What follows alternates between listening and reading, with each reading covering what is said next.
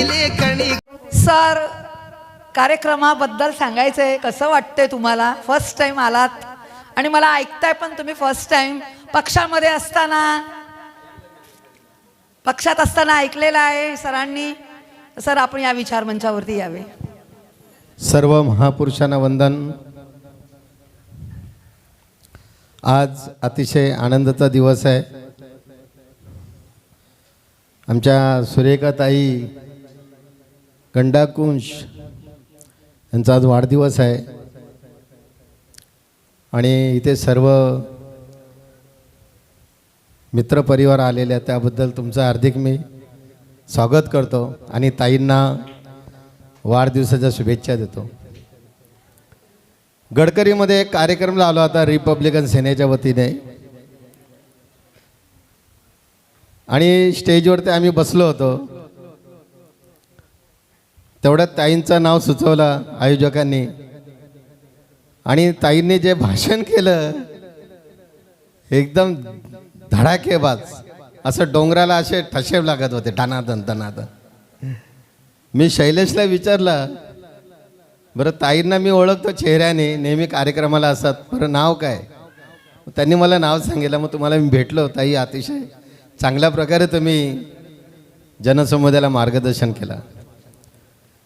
आंबेडकरी चळवळीमध्ये कार्यक्रम करत असताना, चळवळीमध्ये काम करत असताना अनेक यातना आपल्याला भोगावं लागतात.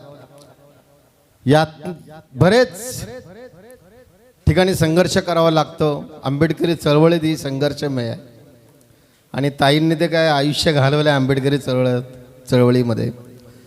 आणि म्हणून शिवरायांनी दिला तलवारीचा तो घाव आहे,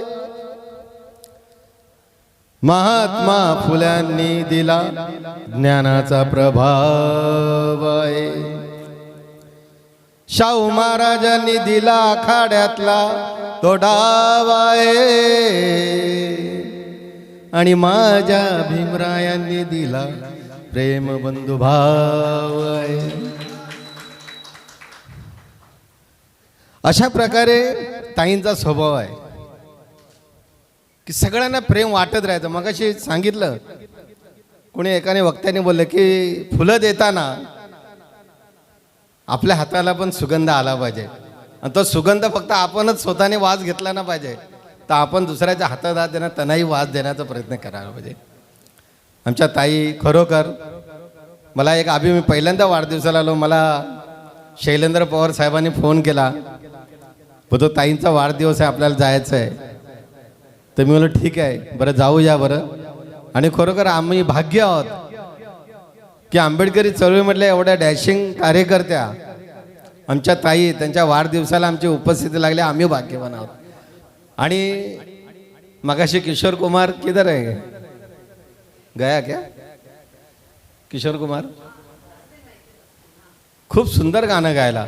मी सरांना बोललो, सर बरं मी डोळे मिटकले तर मला वाटलं का रेकॉर्डिंग लावले का असं, एवढं सुंदर गाणं, खूप आहेत, समोरच आहेत ते. तुमचं अभिनंदन करतो. म्हणजे असे कलाकार आहेत आपल्यामध्ये. आणि मला जरी गाणं येत नसेल परंतु मी गाणं ऐकण्याचं मी खूप मोठा म्हणजे पुढचा शब्द आठवला ना तुम्ही, म्हणजे अशी माणसं पाहिजे आपल्याला की समोरच्या माणसाचे शब्द आठवले ना तर समोरच्याने बोलल्यानंतर आपल्याला पण बरं वाटतं, म्हणजे पुढे विचार करायला वेळ नाही जात. आणि म्हणून ताई, बोलण्यासारखं खूप आहे, खूप बोलावं असं वाटतंय, परंतु मला गाणे ऐकायचे आहेत आणि मी 2-4 गाणे ऐकणं, आमच्या साहेबांचा पण गाणे ऐकायचं आहे, पवार साहेबांचा. आणि म्हणून या ठिकाणी मी थांबतो. तुम्हाला पुन्हा एकदा वाढदिवसाच्या हार्दिक हार्दिक शुभेच्छा. असंच काम चालू राहू द्या. आमची काय मदत लागली, आम्ही तुमच्या मोठ्या भावासारखा तुमच्या पाठीशी उभे आहोत. आणि नेहमीच एवढे बोलून माझे 2 शब्द संपवतो. जय भीम. सर 1-2 मिनटं, सर 2 मिनटं. सरांची मुलगी इलेक्शनला उभी होती सर. म्हणजे मी ना भरपूर बाप बघितलेत, फादर्स भरपूर बघितलेत, पण हे फादर आहेत ना एकदम आगळे वेगळे. काय मुलीला सपोर्ट केलाय त्यांनी, रिअली. म्हणजे असे जर फादर प्रत्येक मुलीला भेटले तर ती मुलगी IAS IPS कलेक्टर याच्या पुढे जाऊ शकते.